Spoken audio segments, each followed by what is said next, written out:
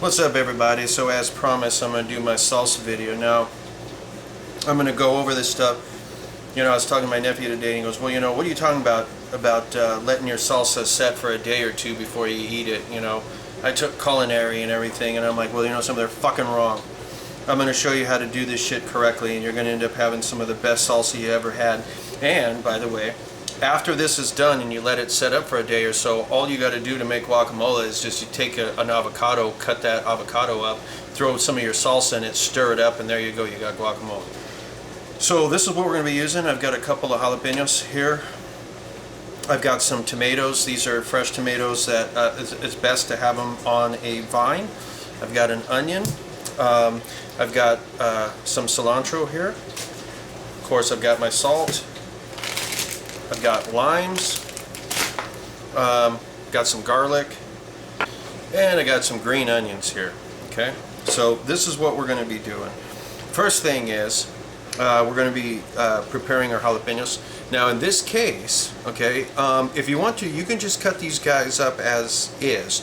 But what I'm going to do is I'm going to put these over the fire, and I'm going to try to char the outside of these to give this a little bit more of a charred, smoky flavor salsa. And you just put this over a fire. If you're grilling outside, you could just put this on the grill as well. So I just held this over the fire on the stove for a while and just kind of cooking that a little bit. I was using my hand, but you can, if you have tongs, you can get the whole thing, but you get the idea. Now, this is an option. You can do it if you want. You don't have to. But it does kind of add a little bit of a different flavor to this. So let me throw some of these vegetables up here. Make sure you wash all of them very well. So what I'm going to do first is I'm going to do my jalapenos. This is a knife that I made in the shop. Okay. And let's go ahead and use this guy. Okay, get rid of those. Some people wear gloves when dealing with jalapenos, or any hot peppers. I personally do not, unless it's something that's like a scorpion pepper or something, because I'm kind of used to heat.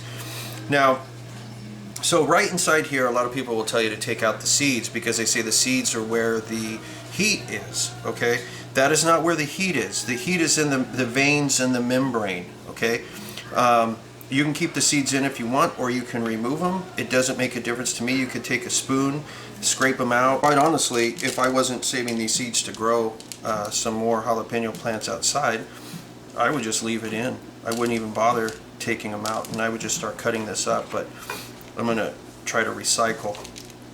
There's no reason why you can't grow some of your own plants. Now, if you don't like heat, you can scrape out the inside of this really well with a spoon, and you'll get the jalapeno flavor, but it won't be too hot.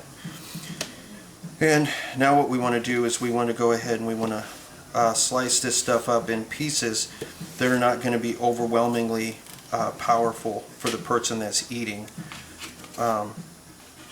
Because even people that like heat, nobody wants to eat a piece of jalapeno that is the size of a fucking bus. And I always use paper plates as my cutting board, so I don't have to end up cleaning anything, as well as I don't ever have to worry about cross-contamination or anything, or not worrying about, you know, did I clean it well enough, isn't it sterilized, and all that other stuff. Okay. So there's our jalapenos. We're going to go ahead and put that in the bowl. You don't have to use as many as I do, okay? But this is something that I myself cannot eat, okay? But other people can, and I know that this is going to be a good amount of heat for them. But once again, if you don't like heat, you don't have to put those in there, or you can put half or whatever. So now we're going to put some garlic inside this thing. This comes in handy, the stuff that's already been pre-done. And I want to put about that much inside there. What is that, about a teaspoon and a half? In a size about this, you know, something maybe a little bit more. Maybe about like that right there, for as many tomatoes as I have. And I'll know after I put the tomatoes in if that's going to be enough or not. Okay. Now, the reason why you want this stuff to set for like a day before you decide to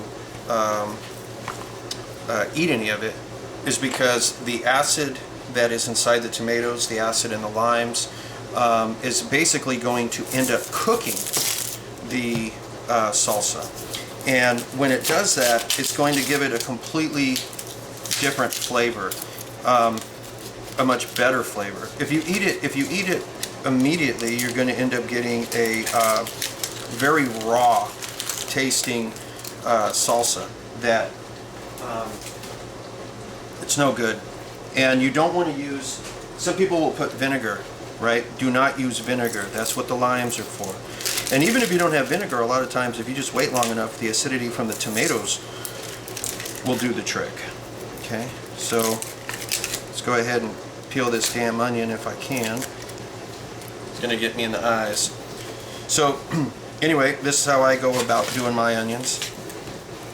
I cut them in half, and then I end up slicing down the sides like this, but not all the way through.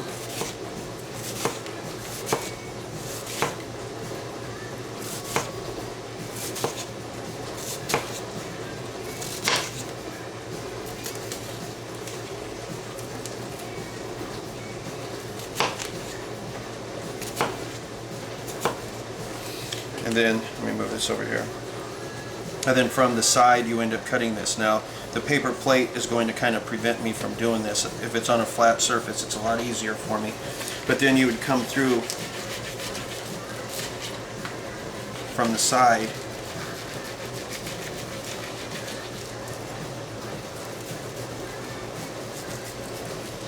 Like that.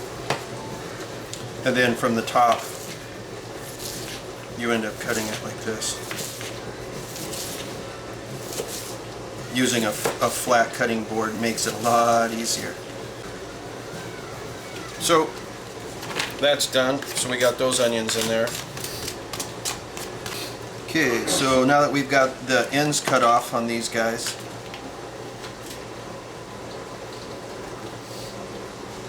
which are the roots,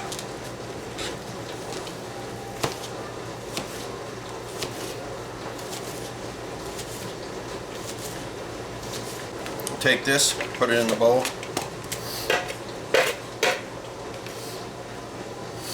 And then we have our cilantro. Or if you're from south of the border, cilantro, right? They always do shit like that. So anyway, this is a small bundle. And the stems can be a little bit bitter. So you kind of want to tear the leaves off and try to leave as much of the stem behind as you can. Over a period of time the stems will be okay, but you don't really want to just start cutting all this stuff up, even though some people do. Try to leave the stems out and just kind of go for the leaf portion, because it's a lot better. Okay, so I'm not seeing anything else inside there. So now what I'm going to do is I'm going to kind of squish all of this stuff together and get it into a controllable size here, something like that. And then I'm just going to go through and try to do a rough chop. Okay, something like that. That goes in the bowl. Here's a big ass stem. Let me take that out of there. Don't want that in my salsa. Time to do the tomatoes. I generally will get tomatoes that are still on the vine. Okay, they do taste better and they ripe differently than the ones that they end up spraying with the enzyme to make them ripen faster. So you'll have a much better flavor if you end up getting these kind. So let's go ahead and put this here. And since it's sitting on the counter, I try to stay clean, so I'm going to wash each one before I cut it. And, same thing. Chop. This knife goes through these tomatoes like nothing.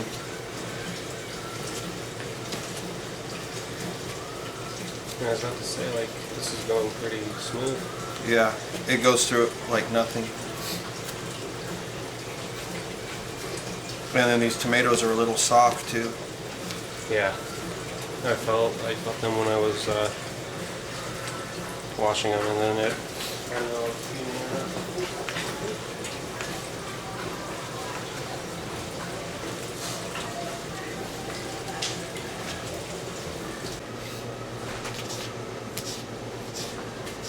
but I can cut this tomato pretty damn thin with this knife.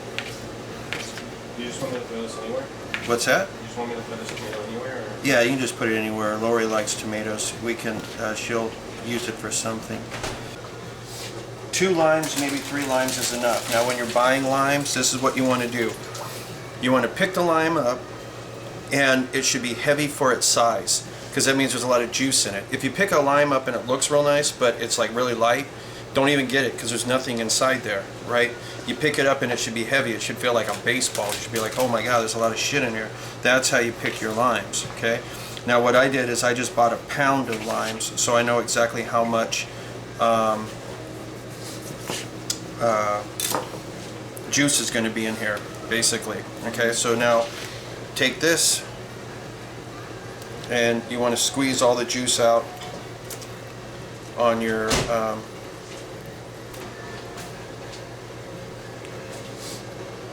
tomatoes and stuff here. Okay, this is going to be more than enough acid to cook this stuff up.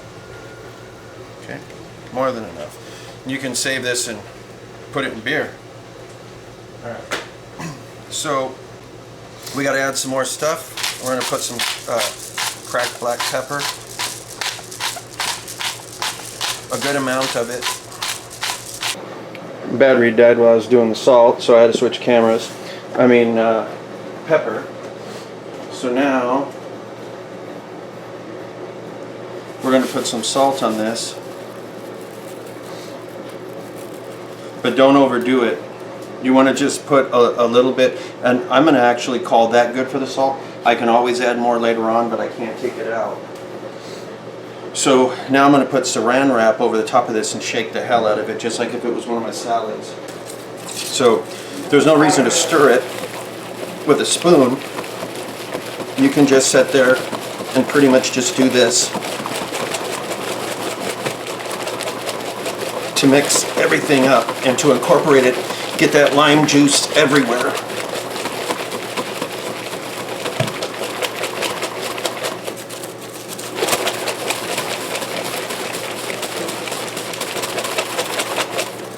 Okay, that's going to be good for now.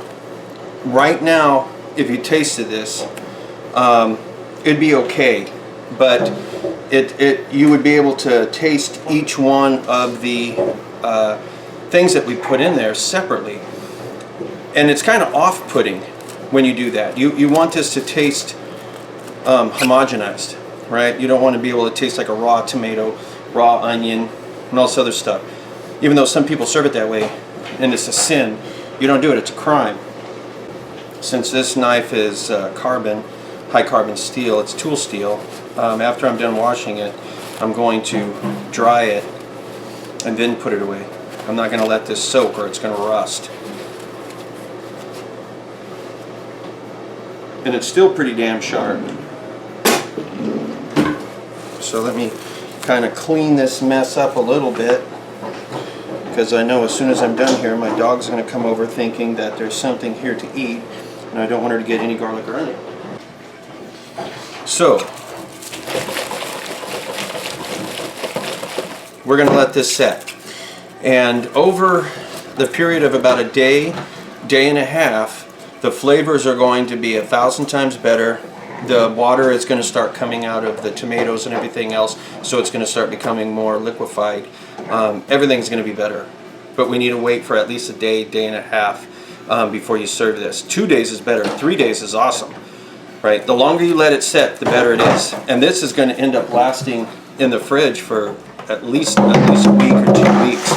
Luna, quit trying to ruin my show. But the longer you let this set in the fridge, the better. The flavors are going to become so much more pronounced. It's going to be so much better. Now my nephew, he says, well, you can just have it immediately. So we're going to have him test some of it now, and then in a couple of days we'll have him test it, and we'll see if there's a difference. Because you were saying, Mr. Culinary. Well, yeah. I mean, after you make the salsa, I'm pretty sure you can eat it. I don't think you have to wait. Well, you can also tell me if it needs salt or there's too much or something. Okay. So take a big spoonful of it. Dude, get out of here, Lily. Take a big spoonful of it and scale from 1 to 10 in its current state.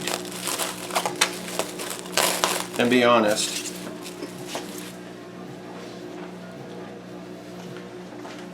I have a little bit of spice, but I got it's good. It's good, but I feel like for me, there needs to be more lime. I didn't taste any lime. Okay. What about the salt? Salt's pretty good. Okay. So, but on a scale from 1 to 10 in its current state right now, what do you think? Probably like a 6 or 7 right now. 6 or 7? Yeah. In 2 days, it's going to be an 11. And actually, tomorrow, like midday, it'll go up to about an 8 or 9. This is right now. It's 1, so I mean, Yeah. at 1 tomorrow, I'll try it again and. Yeah, and you're going to notice it's going to go up a couple points. You wait for 1 more day, and it's going to turn into an 11 or a 12. Okay, that's the secret. You let the acid do the cooking, and you let all of these flavors combine. You let them infuse with one another. Eating it like this is just like it's like eating a meatloaf without cooking it, right? Salsa, there's chemical reactions happening inside here, and then tomorrow you might be able to taste the lime more. That's what I'm Okay, thinking. so you because it's easy to overdo the lime, and if there's not enough lime, we'll just put another one in tomorrow.